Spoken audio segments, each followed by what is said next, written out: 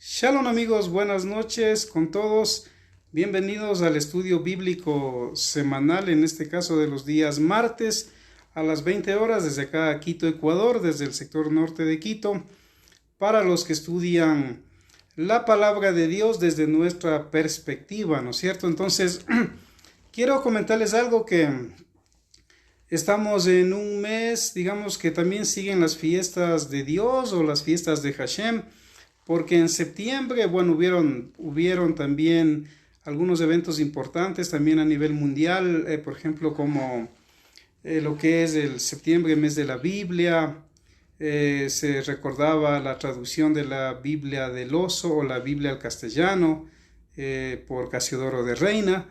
También se recordaba lo que, Diego Thompson vino por 1824 a lo que hoy es Ecuador, a repartir 800 Nuevos Testamentos en castellano, que fueron impresos en 1822 en Francia. Entonces ahora ya estamos en octubre y les comento que tanto en el medio cristiano, en el medio hebreo, judío también, en este mes hay días que son importantes y fechas muy importantes, ¿no es cierto? Por ejemplo, un día como hoy, 6 de octubre, dentro de lo que es el cristianismo, se recuerda mucho, sobre todo en el medio protestante, se recuerda mucho a William Tangley, ¿no? ¿Quién fue William Tangley? Él fue el primer traductor del Nuevo Testamento al inglés.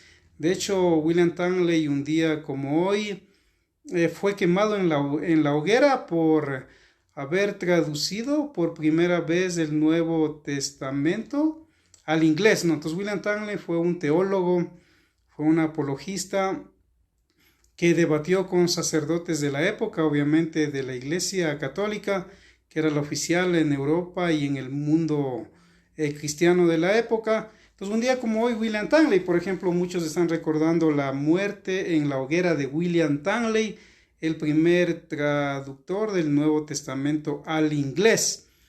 Y también les comento que en el medio hebreo, en cambio, en el medio judío, se está viviendo lo que es Sukkot, la fiesta de las cabañas. Sukkot en plural es cabañas, Sukkah en singular es cabaña. Entonces en Israel, prácticamente en todo el mundo, están celebrando esta fiesta, que es una de las 7 fiestas que menciona el libro de Baikra, o Levítico, como es traducido en las versiones, en donde Hashem o Dios manda vivir 7 días prácticamente a su pueblo, tanto de Israel como los extranjeros que temen su nombre, los manda vivir justamente en cabañas, ¿no es cierto? Entonces, hoy quiero aprovechar la oportunidad como para dar un pequeño estudio sobre lo que es Sukkot desde nuestra perspectiva y comentarles, ¿no? También en base a una lectura que voy a hacer de Mateo capítulo 17, sobre lo que es la transfiguración, que está un poco conectado con esto de la fiesta de Sukkot. Entonces quiero irme al Evangelio de Mateo para comenzar el estudio, en donde dice que hubo lo que se conoce como la famosa gran transfiguración, ¿no es cierto?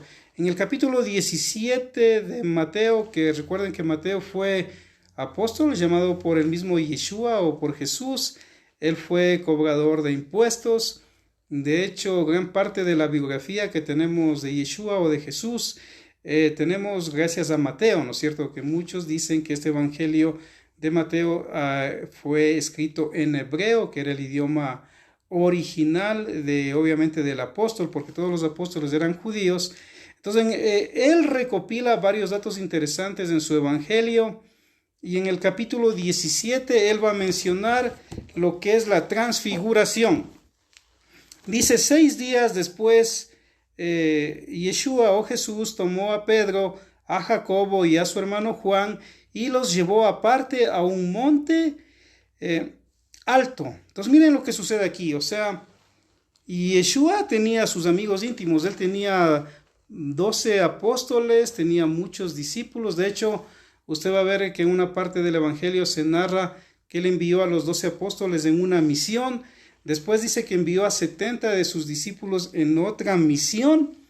Y obviamente él tenía apóstoles, tenía discípulos, pero él tenía sus íntimos, ¿no es cierto? Él tenía sus íntimos. Es como, por ejemplo, Pablo tenía sus íntimos, aunque tenía muchos discípulos, sus íntimos eran Timoteo, por ejemplo, Tito o Filemón, ¿no es cierto? Bernabé, Silas. Sin embargo, de todos ellos, parece que Timoteo y Tito eran los discípulos más amados del apóstol Pablo, ¿no? Entonces, en este caso vemos a Yeshua llevando consigo solamente a Pedro, a Jacobo y a su hermano Juan. Entonces, van a un monte y dice que allí Yeshua se transfiguró delante de ellos y resplandeció su rostro como el sol y sus vestidos hicieron blancos como la luz. Entonces miren qué interesante, o sea, solamente lleva a 3 de sus apóstoles, van a un monte alto. Recuerden que Moisés recibió la Torá, que significa instrucción, la recibió en un monte alto, ¿no es cierto? Y Yeshua hace lo mismo, lleva a sus 3 apóstoles favoritos, según algunos, a un monte alto, y ahí sucede algo interesante. Dice que su rostro comenzó a resplandecer como el sol y sus vestidos se hicieron blancos como la luz, ¿no es cierto? Saludos, shalom para Lou Erazo, que ya está conectada en el estudio, y para los demás hermanos y hermanas también. Entonces miren qué interesante, ¿no? O sea, el rostro de Yeshua, dice aquí la Biblia que yo tengo, resplandeció como el sol, como el sol. Hay que entender que en las culturas tanto bíblica como la cultura antigua de Medio Oriente, incluso en países como Sudamérica, lo que hoy es Ecuador, Perú, el Alto Perú, que es Bolivia, Perú, etc. Siempre ha habido la relación al sol, siempre ha habido la relación con adorar al sol, con que del sol provienen incluso varios hijos, a través de las diferentes culturas y creencias, ¿no es cierto? Shalom también para Luis, para la pastora Gladys también que está escuchando. Entonces miren, entonces el sol, ¿por qué resplandece como el sol? Obviamente porque es una transfiguración, o sea, ya una transfiguración es algo que ya va más allá de lo natural, y obviamente en el mundo antiguo, por ejemplo, cuando se creía que alguien era un personaje muy importante enviado por Dios, sin importar la religión, se decía que es hijo del sol. Por ejemplo, el Senado romano decretó varias veces a varios hombres de romanos como hijos del sol invictus, como por ejemplo al emperador Julio César, Augusto. Incluso la palabra Augusto, transliterado agosto, en nuestro idioma castellano, incluso hay un mes que se puso en honor a él, que se llama en el calendario agosto. Julio y agosto, 2 meses, se lo consideraba hijos del sol. Entonces, a varios emperadores, a varios personajes, cuando hubo tanto la República de Roma como el Imperio Romano, por decreto de Estado se les llamó hijos del sol. De igual manera, ya en Egipto antiguamente se adoraba a Ra, que era obviamente el dios sol, ¿no es cierto? Y los incas también acá por ejemplo, en lo que es Ecuador, hasta el día de hoy, hay la famosa fiesta del Inti Raymi, ¿no? Donde ellos van a la Plaza Grande, la Plaza Mayor de Ecuador, que queda frente a Carondelet del Palacio Presidencial, y adoran al sol. Personas que ahora igual tienen títulos de tercer nivel a nivel académico, pero que siguen creyendo que el sol es su dios. Entonces, esa es la libertad de culto, de conciencia también que hay en nuestro país. Entonces me llama la atención que el rostro de Yeshua comienza, dice aquí, a resplandecer como el sol en la transfiguración, y sus vestidos se hicieron blancos, pero blancos como ¿qué? Como la luz. Y usted sabe que la luz es lo único que no puede impurificarse, ¿no es cierto? Cualquier cosa puede impurificarse, eso ya lo dicen los científicos. Sin embargo, la luz no puede impurificarse, la luz siempre va a ser pura. El momento que aparece el sol se va a la oscuridad, aún el momento que usted prende un foco se va a la oscuridad, entonces no puede impurificarse la luz. Entonces, esas características interesantes como el rostro de Yeshua brilla como el sol, y sus vestidos se hicieron blancos como la luz. Y el verso 3 de Mateo 17 dice, y se les aparecieron, miren, aquí se les van a aparecer a Yeshua, a Pedro, a Jacobo y a Juan, dos personajes que no son cualquiera, o sea, son los más grandes personajes de hecho en Israel, para opinión de muchos, aún en la Biblia, aunque hay grandes hombres como Abraham, Isaac, Jacob, Isaías, etc. Sin embargo, para muchos, Moisés y Elías son los personajes más temidos en el buen sentido hablando por el pueblo de Israel. ¿Por qué Moisés y Elías? Porque obviamente Moisés o Moshe fue el Mesías que utilizó Dios para sacar a Israel de la casa de esclavitud de Egipto, ¿no es cierto? Aunque las versiones dicen 430 años, la Torá Emed, la Torá de Rashi, dice que en realidad fueron 230 años que estuvieron de esclavitud, de esclavos en Egipto, y Dios levantó un hombre llamado Moisés, que a propósito tampoco es un nombre hebreo, Moisés, aunque él era de la tribu de Leví. Como él fue adoptado por la hija de Faraón, ella le puso un nombre egipcio que es sacado de las aguas, ¿no es cierto? Moisés. Y obviamente Dios lo llamó como un Mesías a liberar al pueblo de Israel de la casa de la esclavitud, de lo que es Egipto, ¿no es cierto? Y Dios lo utilizó, pasaron 40 años en el desierto. Él era el único que podía hablar con Dios cara a cara en el lugar santísimo, en el lugar más importante del Mishkan o tabernáculo, porque aparte de él, solo el Cohen Gadol, o sumo sacerdote, podía entrar una vez al año el día de Yom Kippur, nada más, porque si alguien osaba entrar otro día, pues prácticamente moría. Sin embargo, Moisés podía entrar cuando él quería, porque Hashem le autorizó. Entonces, aparte de ser Moisés un levita, porque, ojo, él es un levita, él proviene de la tribu de Leví. De hecho, el primer Cohen Gadol es su hermano Aarón, ¿no es cierto? Sin embargo, Moisés fue un legislador, fue lo que hoy llamaríamos un primer ministro, el presidente, como sea que usted lo quiera ver desde su contexto, pero Moisés fue el gran legislador del pueblo de Israel, y sin lugar a duda, lo que hizo Moisés ha influenciado en la constitución de muchos países incluso. Por ejemplo, muchos de los 10 mandamientos están en las constituciones de países que ni siquiera son de Israel, ¿no? Entonces, a Moisés se lo estudia en las universidades, cuando se estudia jurisprudencia, cuando se estudia teología, cuando se estudia religión, etc. Entonces, el personaje que se le va a aparecer a Yeshua, según Mateo capítulo 17, verso 3, no es cualquier personaje, es prácticamente Moisés. Recuerden que los mismos fariseos, saduceos, los saduceos estaban a cargo de lo que es el templo en la época de Yeshua, de los sacrificios, etc. Los fariseos, en cambio, habían como 7 tipos de fariseos, los más famosos de la línea de Shammai y de la de Hillel, y muchos de ellos debatían con Yeshua, y siempre en el debate decían, pero Moisés dijo eso, ¿tú qué dices? Pero Moisés dijo este otro, ¿tú qué dices? Entonces, Yeshua pues siempre decía que Moisés incluso había hablado sobre él, sobre su venida, que había profetizado sobre él. Entonces se le va a aparecer a Yeshua a Moisés, que es el gran legislador de Israel, el Mesías dentro del contexto hebreo, que Dios va a usar para sacar a Israel de la casa de esclavitud de Egipto. Y el siguiente personaje, si Moisés es corazón de madre, pues Elías no es para nada corazón de madre. Moisés era muy misericordioso. De hecho, la Biblia dice que es el único, que es el hombre más manso que ha existido sobre la faz de la tierra, a pesar de que una vez se molestó cuando no había agua y el pueblo mucho le incomodó por lo que no había agua cuando Miriam murió. Entonces él se enojó y por eso no le permitió Hashem entrar a la tierra prometida. Sin embargo, sí le permitió ver desde el monte Nebo, ¿no?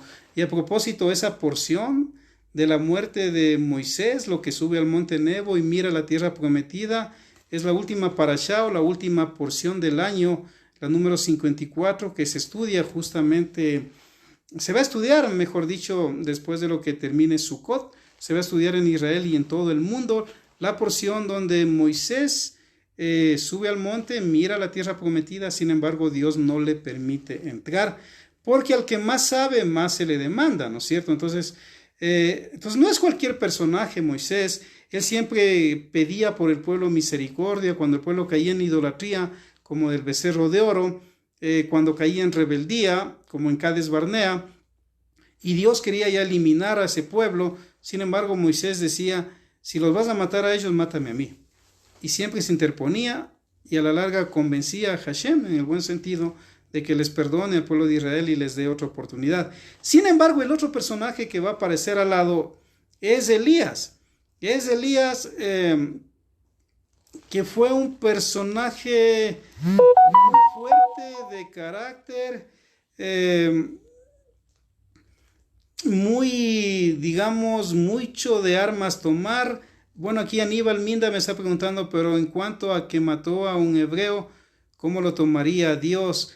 Bueno, Moisés, que yo sepa, no mató a ningún hebreo, mató a un egipcio, cuando este egipcio estaba maltratando a un hebreo, ¿no es cierto?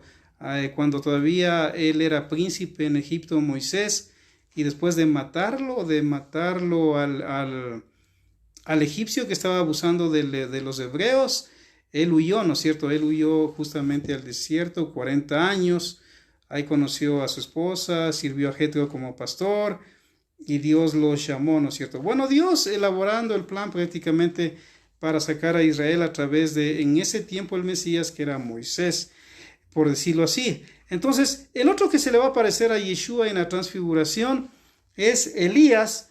Elías, él es un profeta que tenía características muy similares a Juan el Bautista o Yohanan el Inmersor, el nombre original. Obviamente vivía en los desiertos, comía miel de dátiles, vestía de una forma así rústica, ya puede usted imaginarse. Entonces Elías era un tremendo hombre de Dios, que muy celoso al ver la idolatría del reino del norte, porque aquí hay que aclarar algo, ¿no? Cuando Moisés vive, las 12 tribus de Israel siguen unidas, siguen juntas, y aunque él no entra a la tierra prometida, prácticamente Josué, su discípulo, va a ser quien entre al mando de los ejércitos de las 12 tribus de Israel. Entonces, mientras vive Moisés, las 12 tribus de Israel están juntas, siguen adelante a pesar de lo que haya sucedido. Pero ya cuando vive Elías, ya el reino de Israel estaba dividido. Ya se dividieron las 10 tribus, con el reino del norte, capital Samaria, y quedó el reino del sur, lo que es Benjamín, Leví y Judá, con la capital Jerusalén.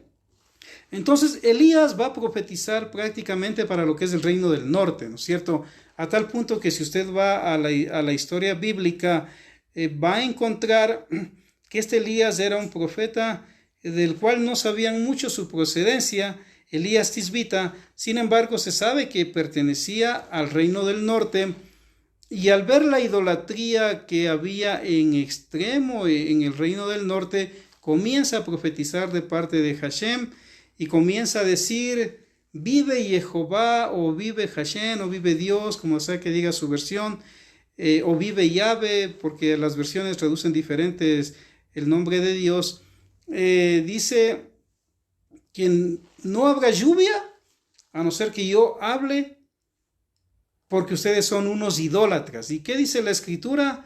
Que justamente no hubo lluvia durante mucho tiempo en Israel, que incluso el rey Acab, que era el rey del reino del norte en ese tiempo, mandó a 50 soldados con su capitán a pedir a Elías que por favor haga volver a llover, que ore a Dios para que haya lluvia en el reino del norte, porque sin agua no funciona nada.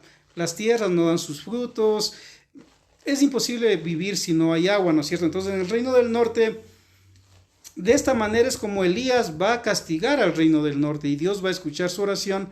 Sin embargo, cuando van los soldados, usted ve que le dicen siervo de Dios, y él dice: si es que soy siervo de Dios, que caiga fuego del cielo y los consuma, y dice que en ese momento cayó fuego del cielo y los consumió.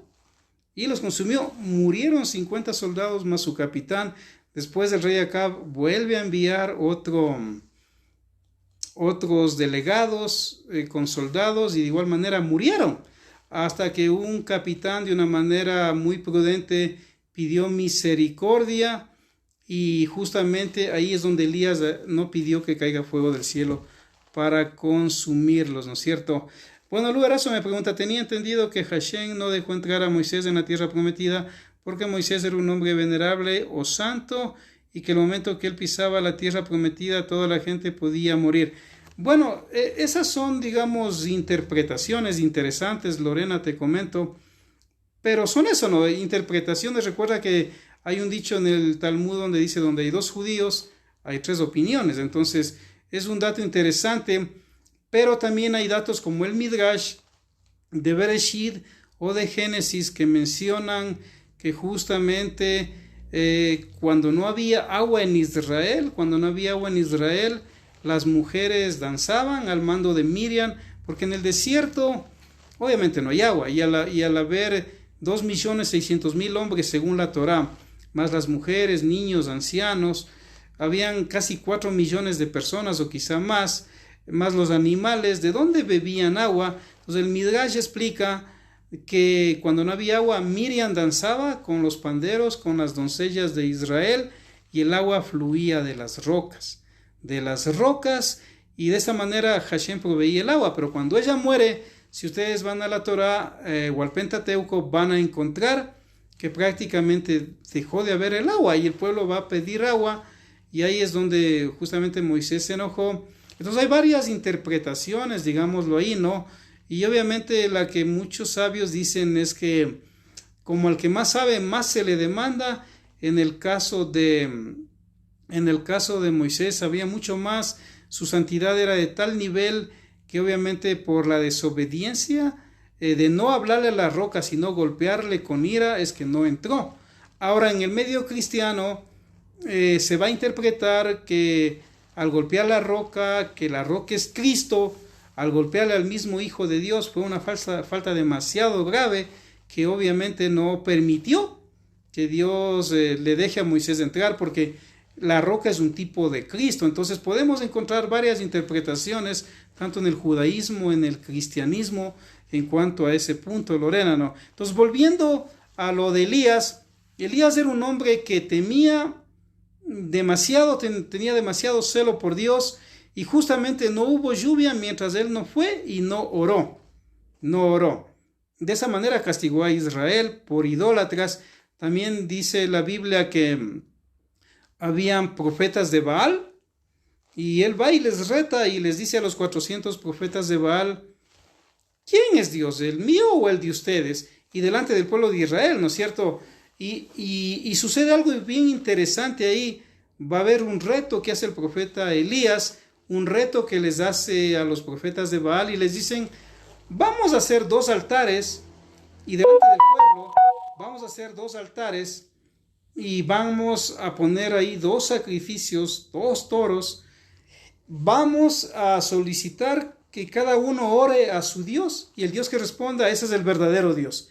Y dice la Torá que los 400 sacerdotes de Baal, conforme a sus ritos, a sus creencias, comenzaron a pedir que Baal mande agua, que mande fuego, que consume el sacrificio. Y dice ahí que como no caía, pues Elías comenzó a burlarse, comenzó a decir, quizás se fue de viaje, quizás se fue al baño, quizás está dormido, quizás está cansado, e incluso comenzaron a sajarse con cuchillos conforme a la costumbre de este culto de Baal, los 400 sacerdotes de Baal. ¿Y qué sucedió? No pasó nada, ¿no? Shalom para mi amigo Alberto Ceballos, también de Ambato.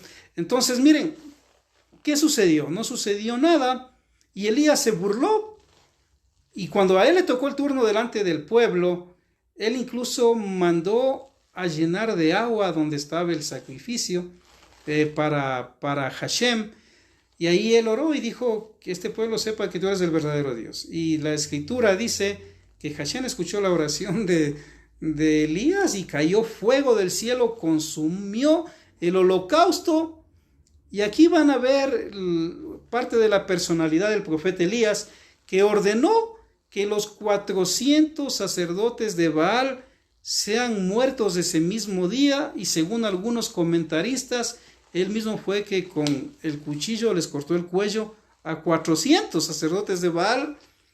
¿Por qué? Porque él dijo, ellos adoran a un falso Dios, están guiando mal al pueblo de una manera ciega, como cuando un ciego guía a otro ciego, y los mató. Dio la orden, sea que él los haya matado literalmente o no lo haya hecho, lo hayan hecho otros. Sin embargo, él es quien da la orden, Entonces, Elías no era una persona, por decirlo así, corazón de madre como Moisés. Moisés, a pesar de que el pueblo caía en idolatría, fueron tragados por la tierra, Coré y muchos más.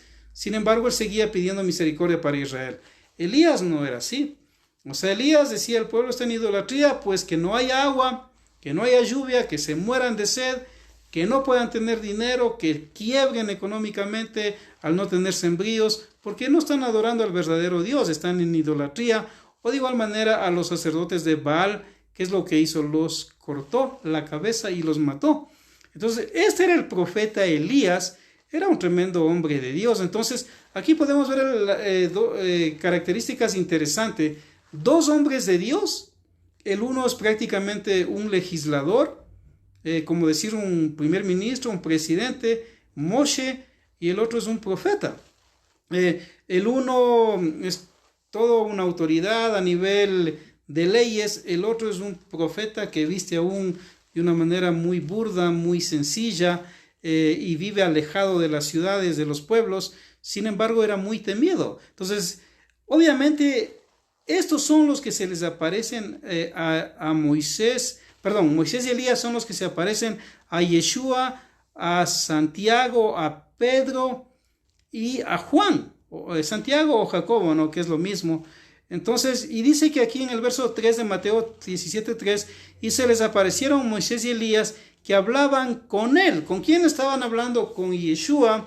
¿Qué habían conversado? Hubiera sido súper interesante que Yeshua les revele de qué conversaban, y que Pedro o Mateo o Juan o Santiago nos hubieran dejado el tema de conversación.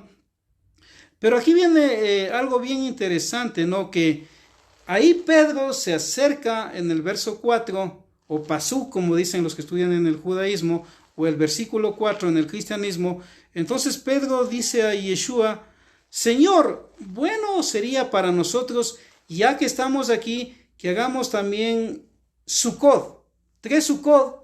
En las versiones serían 3 enramadas o 3 cabañas, una para ti, otra para Moshe y otra para Elías. Entonces, dentro de la perspectiva bíblica, este texto obviamente nos relata que este evento sucedió en Sukkot. Recuerden que de las 7 fiestas de Hashem, una es vivir en cabañas, en lo que hoy le llaman el mes de Tisrei.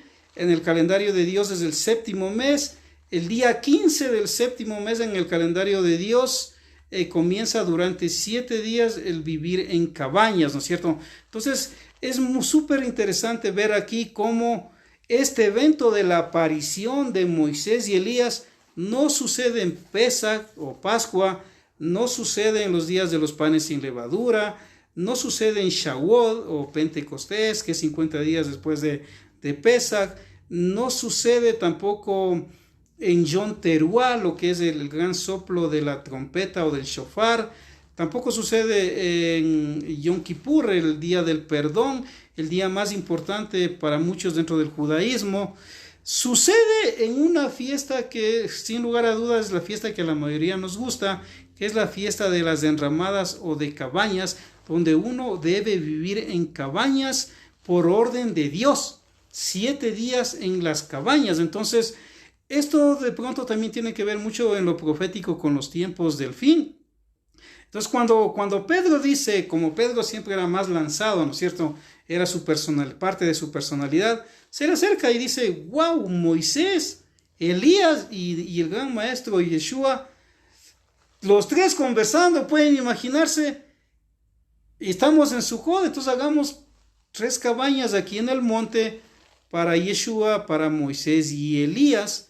Y el texto bíblico sigue narrando que mientras Pedro hablaba, vino una nube de luz, los cubrió y se oyó una voz desde la nube que decía, hablando sobre Yeshua, este es mi Hijo amado, en quien tengo complacencia, a él oíd.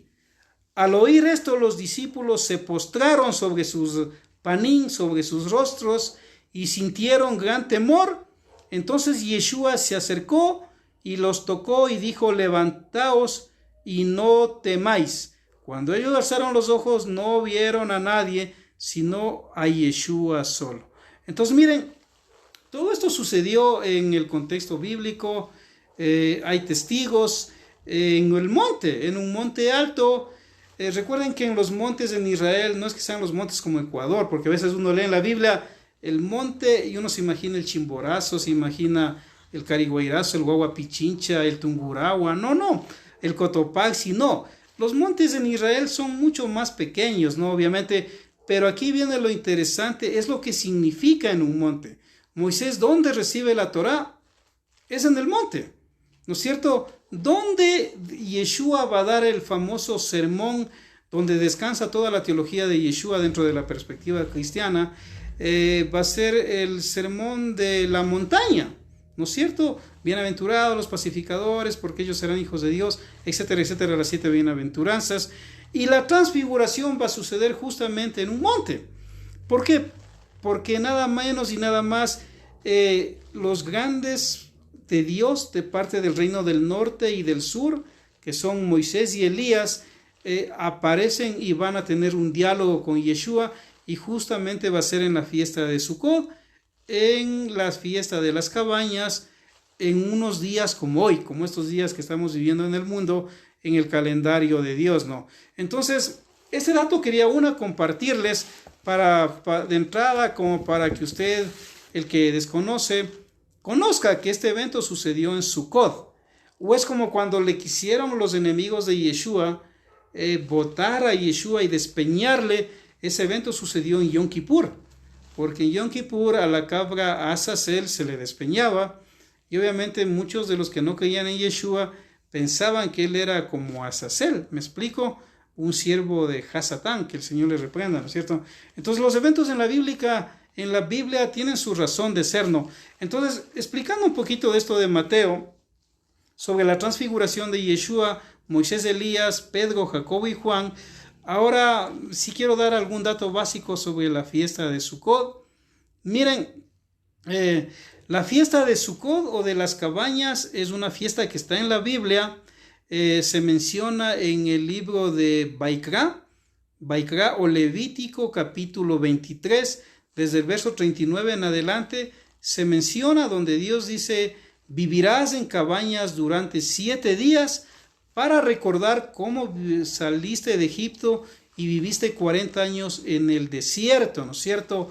Y también en lo que es Deuteronomio, que significa repetición de la ley, o Devarim es el nombre original en hebreo, que significa estas son las palabras, capítulo 16 del 13 al 15, también Dios dice, vivirás en cabañas durante 7 días, incluso le dice que tienen que llevar sus ofrendas al Mishkan, tabernáculo, después al templo, porque justamente en esos días eran los grandes días de alegría de la celebración de la cosecha en Israel, y tenían que llevarlo del trigo, etcétera, y darles a los levitas, ¿no es cierto?, en las 42 ciudades que habitaban los levitas.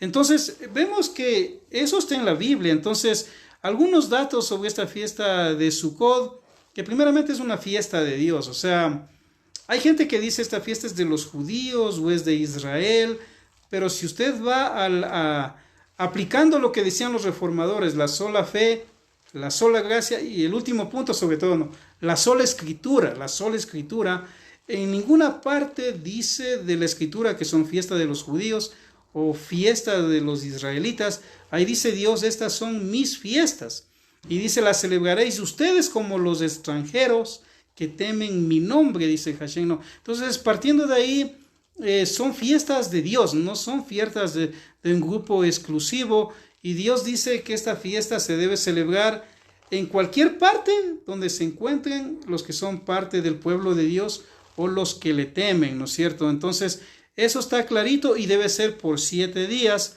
También de las 7 fiestas de Dios, esta es la séptima fiesta. Recuerden que el número 7 en la gematría, el estudio de los números, tiene que ver con la perfección, ¿no es cierto? Por ejemplo, en 6 días Dios creó los cielos y la tierra, el séptimo día descansó, o sea, lo que es en Shabbat, que significa reposo, que significa descanso. Entonces, de las 7 fiestas, esta es la séptima fiesta de Hashem. Un dato interesante también acá, que en Bereshit, que es el nombre original del libro de Génesis, capítulo 33, verso 17, se menciona por primera vez la palabra cabañas en la Biblia, y justamente va a ser Jacob cuando huía de su hermano Esaú. Obviamente ahí dice que las primeras cabañas las hizo Jacob, ¿no es cierto? Las hizo Jacob, incluso le llamó a un pueblo, si no estoy mal, le llamó Sucot, que significa cabañas, ¿no es cierto? Entonces ya vemos que en la Biblia, antes de que haya la Torá, ya Jacob construyó cabañas y le llamó a un pueblo, incluso le llamó Sucot. Aparte de eso, también en esta fiesta se sacrificaba en el Mishkan, que significa tabernáculo, o el templo después de Salomón. Y aún en la época de Yeshua, que estaba el templo reconstruido de Esdras, Nehemías y mejorado por Herodes, se sacrificaban 70 novillos. 70 novillos los sacerdotes tenían que sacrificar durante esta fiesta por las 70 naciones. Por eso es que en realidad esta fiesta es una fiesta como para todo el mundo, que todos deben estar interesados, porque Hashem no solo se acordaba de Israel en esta fiesta, sino que decía, aún por los pecados de las 70 naciones, porque en ese tiempo habían 70 naciones, hoy hay muchas más naciones, pero en la Biblia, en la base bíblica, en realidad son 70 naciones que después se han ido subdividiendo. Entonces Dios ordenaba que en esta fiesta se sacrifiquen 70 novillos, uno por cada nación, para que Dios perdone sus pecados. También representaban estas cabañas los años que tuvieron que vivir en el desierto después de salir de Egipto. Si bien es cierto, los israelitas al entrar en la tierra prometida es cuando tenían que ir a cortar las ramas, lo que es el sauce, el etrog, las 4 ramas o los 4 entre ramas y frutos más importantes que Hashem mismo da la orden ahí. Sin embargo, el pueblo de Israel, narra la Biblia, que olvidó durante mucho tiempo. Shalom para Lorenita Prado. Dice la Biblia que el pueblo de Israel olvidó este y otros mandamientos de Dios durante mucho tiempo. Recuerden que estuvieron 70 años en Babilonia, y cuando regresan de Babilonia, Nehemías, que viene a reconstruir los muros, Esdras, el gran sacerdote, ellos encuentran un libro que se llama el libro de Devarim o Deuteronomio, y dice que fue tanta la emoción de Esdras, Nehemías y del pueblo, que Esdras comenzó a leer desde la mañana el libro de Deuteronomio desde el principio al fin. En ese tiempo no habían capítulos, no habían versículos, todo estaba escrito con tinta negra, no había punto y coma, no había 2 puntos, no había separación de letras, todo era seguido, escrito de derecha a izquierda, de lo perfecto a lo imperfecto. Entonces Esdras leyó todo el Deuteronomio, y ahí recién se enteraron de que había que hacer las fiestas, y entre ellas Sucot. Y dice que el pueblo, emocionado por orden de Esdras, fueron a buscar las ramas, fueron a buscar todo lo que Hashem había ordenado, y comenzaron otra vez a celebrar Sucot. Entonces, durante varios años, muchos siglos, de hecho, ellos habían olvidado esto, ¿no? Entonces, también Sucot nos recuerda que debemos dejar por mandato de Dios la comodidad en nuestras casas. Debemos dejar la zona de confort, en donde Dios nos recuerda también que esos 7 días, al tener lo que es el techo semi cubierto, se debe ver el cielo, incluso dormir en la cabaña según el mandato bíblico. Nos recuerda que todo proviene de Dios. Lo que usted y yo tenemos, lo que los antepasados, los de hoy, los del futuro tenemos, proviene de Dios, sea que sea una casa, un mini departamento, lo que sea que usted tenga que Dios le haya dado, usted solo es un administrador y al sacarle de la zona de confort, usted va a reflexionar que todo viene de él. Esa también es la idea de parte de Hashem, ¿no?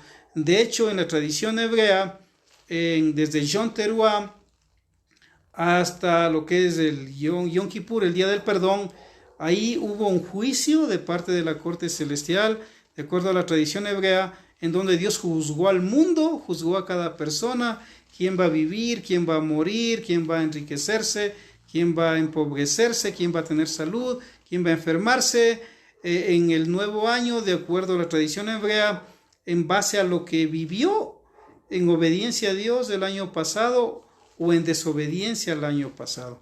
Obviamente eso es parte de la tradición hebrea, por eso lo aclaro. Por eso es que en Cabañas ellos tienen desde el tiempo antiguo esta tradición de alegrarse y pasar bien, porque esperan que Hashem haya tenido un buen juicio para ellos durante ese juicio entre Yom Teruah y Yom Kippur, ¿no? Entonces, hay que salir de la zona de confort esos 7 días, tomar el café en la cabaña, almorzar con la familia, tener invitados, si es que puede aún dormir ahí, si es que en caso las condiciones le dan, como para que no se moje, etcétera, porque ese es el mandamiento de Dios. De hecho, en Israel los ultraortodoxos aún duermen en las cabañas a pesar de las lluvias, porque ese es el mandamiento de Dios, ¿no es cierto? Entonces, la idea también es sacarnos de la zona de confort y recordarle Dios a Israel y al extranjero y a las naciones y a los que le temen, que todo lo que tenemos, desde la vida, la salud, la familia, el trabajo, lo material, todo es de Él. Y al vivir en esa cabaña inestable, que un viento la puede mover o la lluvia le va a entrar el agua porque Dios ordena no cubrirla, sino dejarla semi descubierta, significa que todo proviene de Él. Recordar eso también, ¿no es cierto? Entonces, también el Salmo 113 al 118 se lee mucho en esta fiesta de Sukkot, ¿no es cierto? Se lee estos salmos. ¿Por qué? Porque los salmos, que significa cántico acompañado de instrumento de cuerda, oraciones hechas canciones, realidades hechas canciones, también están presentes en las fiestas. Y obviamente el Salmo 113 al Salmo 118 generalmente se lee, aunque otros leen más salmos, incluso leen hasta el Salmo 135, pero a la mayoría le gusta leer el Salmo 118 durante estas fiestas, ¿no es cierto? Algo interesante también es que al final de los tiempos, Hashem ordenará a todas las naciones ir a Jerusalén, que es su ciudad, a celebrar la fiesta de Sukkot, y a quienes no obedezcan, Dios quitará de sus tierras las lluvias. Eso lo dice el profeta Zacarías. Si usted cree en la Biblia, en las profecías, en Zacarías 14, del verso 16 al 17, dice que aquellas naciones que no envíen sus delegados, hoy les llamaríamos diplomáticos, ¿no es cierto?, a Jerusalén, a la ciudad del gran rey, a la fiesta de Sukkot, dice que Dios quitará las lluvias de esos países, y obviamente al no haber agua va a haber pobreza, va a haber un caos. Entonces todas las naciones en el tiempo del fin, en el milenio, aunque algunos creen en el milenio literal, otros no creen en el milenio literal, hay varias opiniones sobre Apocalipsis 20, el amilenialismo, el premilenialismo, el postmilenialismo, pero según Zacarías, dice que en los tiempos de cuando el Mesías gobierna el mundo con la constitución de Dios, que no va a ser la democracia, va a ser la Torá, no va a ser el socialismo, no va a ser el capitalismo, va a ser la Torá lo que gobierne. Y dice que aquellas naciones que no envíen sus delegados a Sukkot, a Jerusalén, pues Dios cerrará las fuentes del agua de los cielos y en esos países no lloverá. Y eso está en la Biblia. Entonces obviamente al uno hacer la cabaña va practicando de paso. No hay templo, no hay Mishkan, tabernáculo, pero vamos practicando para el tiempo del fin, como dice el profeta Zacarías. Y por último, en la tradición de Israel, obviamente usted tiene que imitar a los grandes hombres de Dios en lo que pueda, en virtudes, en dones, etc. y tiene que tener lo que se llama en hebreo ushpisin, o sea, invitados a las cabañas. Entonces, si usted hace su cabaña, en la tradición hebrea, por ejemplo, el primer invitado el primer día es Abraham, el padre Abraham, en donde se recuerda sobre él, sobre su esposa Sara, sobre su familia, las virtudes que ellos tenían. Por ejemplo, Abraham era un hombre muy hospedador. Él, cuando veía las caravanas en el desierto, él iba y llamaba a la gente y les daba hospedaje. Incluso él decía, según un midrash, si es que oraban a Hashem, al verdadero Dios, él incluso les daba gratis la comida.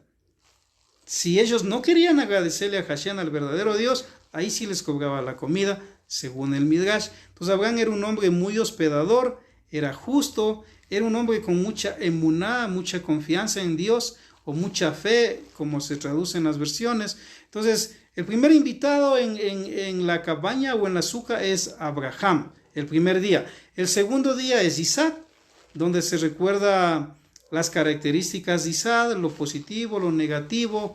Entonces Isaac, por ejemplo, era un hombre muy calmado, muy tranquilo, no era un hombre que viajaba mucho como Abraham, que sí salía mucho, él era más de estar quieto.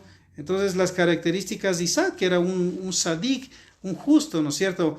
Después, el tercer día, el invitado en la suca es Jacob, a quien Dios le cambió el nombre como Israel. Entonces Jacob, por ejemplo, en el caso de él tiene características también muy importantes en las cuales se estudia y se aprende ese día sobre Jacob, aunque su nombre significa suplantador. Sin embargo, cuando le cambia el nombre a Israel, el que lucha con Dios y vence, pues ya vemos que ya es para bendición, ¿no es cierto? Entonces Jacob, él era un hombre muy trabajador, por ejemplo, era un hombre honesto, a pesar de que su suegro, sus cuñados querían acusarle de hacer cosas indebidas. Él era un hombre bien trabajador, que ayudaba mucho a su suegro, muy responsable con sus 4 esposas, con sus 12 hijos varones y su hija mujer llamada Dina. Entonces se puede aprender mucho de Jacob.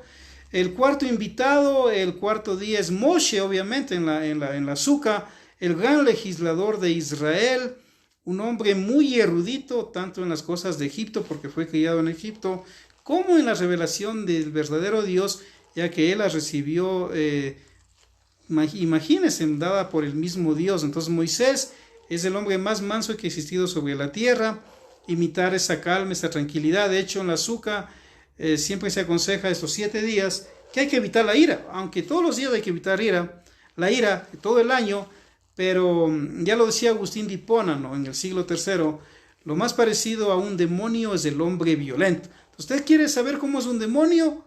Ve a un hombre violento, es lo que más se le parece a un demonio. Entonces, Moisés era lo contrario de un demonio, era un hombre calmado, era un hombre pacífico, y en la cabaña hay que vivir al estilo de Moisés también, ¿no? Imitar eso, ¿no? Que era un hombre que intercedía mucho por su pueblo también. Entonces, si usted es pastor, por ejemplo, si usted es un evangelista, un misionero, un reverendo, un obispo, un diácono, puede intervenir por el pueblo donde Dios le ha puesto a trabajar, aunque hay gente ahí que a veces son cabeza dura, pero así es la gente. Entonces, Moisés intercedía por el pueblo. El quinto invitado, el quinto día en la tradición de Sukkot es Aarón, el primer Cohen Gadol que vistió con esas ropas maravillosas que Dios le dio, que tenía el Urín y el Tumín, las 12 piedras, etc. Entonces, él también fue un hombre que tenía mucha paciencia, un hombre virtuoso en muchas áreas, aprender de él. El sexto día, el invitado es José.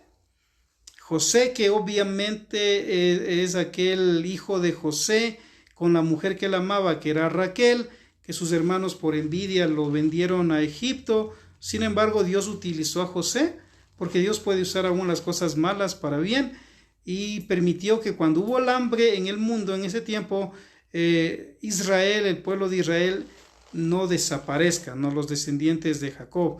Entonces entraron 70, 71 o 72 personas, según varias opiniones, a Egipto, y no murieron cuando hubo 7 años de abundante escasez en el mundo de la época de José. Entonces, aprender de José, él era muy fiel, él evitaba el pecado, el Yetzer Hará, lo que se dice en hebreo, la inclinación al mal. Entonces era un hombre muy virtuoso, de hecho, José, ¿no? Y el séptimo invitado, el séptimo día, es David, el único hombre que narra la Biblia que es conforme al corazón de Dios. O sea, esto es muy fuerte, ¿no? Porque a pesar de que más se habla a veces de su adulterio, de lo que mandó a matar a Urías todo eso a la larga Hashem le castigó, pero él fue un hombre que amó mucho a Dios, o sea, muy entregado a Dios, escribió la mayoría de los salmos, incluso él quiso construir el templo para Dios y dijo, ¿acaso si yo que soy el rey tengo una casa, cómo no voy a construir una casa para mi Dios?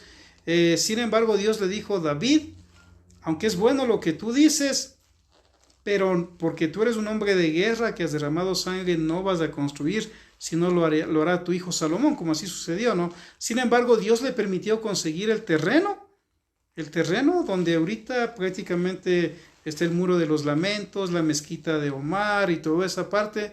Él compró, ¿no? De hecho, la historia de la Biblia narra que cuando él vio ese terreno fue donde el dueño del terreno y le dijo, quiero que me lo vendas. Y el dueño del terreno dijo, mi rey, ¿pero para qué quiere? Ahí le dijo, quiero construirle un templo a Hashem. Y el dueño del terreno dijo, si es para un templo de Hashem, te lo dono. ¿Cómo es que te voy a vender? Y ahí es donde el rey David dice tremendas palabras. Dice, no haré nada a mi Dios que no me cueste sacrificio, ¿no es cierto? ¿Por qué? Porque cuando uno hace sacrificios, ahí es verdaderamente lo hace porque ama. Entonces en el caso de él, dijo, yo compro el terreno para Hashem, pero lo voy a hacer con sacrificio que me cueste, y compró, y justamente después de los días de él, su hijo Salomón construyó el gran templo, ¿no es cierto?, donde estaba la misma presencia de Dios. Entonces, estos son los invitados, los Ushpisin, en lo que es Sukkot, estos 7 días, ¿no es cierto? Ahorita prácticamente estamos en el cuarto o quinto día. Entonces, 7 invitados, les repito, Abraham, Isaac, Jacob, Moisés, Aarón, José y David. También estos días usted en la azúcar tiene que invitar personas de su familia, amigos, darles un café, algo que le cueste, compre pan, compre un queso, aunque sea coño, invierta en algo y dele a sus amigos, porque esa es la idea, porque justamente lo que más le cuesta al hombre es dar, pero justamente ahí está la bendición, porque aún el mismo Yeshua dice que más bienaventurado es dar que recibir, ¿no es cierto? Entonces, este pequeño estudio he querido darles a los estudiantes tanto del Instituto Bíblico como los amigos del Facebook y los que gustan ver estos temas, porque justamente estamos en Sukkot. Y antes de terminar, aunque está oscuro afuera donde yo vivo, pero gracias a Hashem pude hacer mi sukkah y les voy a mostrar un poquito, ojalá puedan verla. Me permiten, voy a salir al patio y a mostrarles un poco de mi sukkah. Sí, espero que la puedan ver. Sí, la hice un poquito grande porque hay hermanos, hermanas, amigos, amigas que gustan venir. Aquí a orar, a leer un salmo, a leer algo de la Torah estos días, o personas que no han podido hacer la sukkah.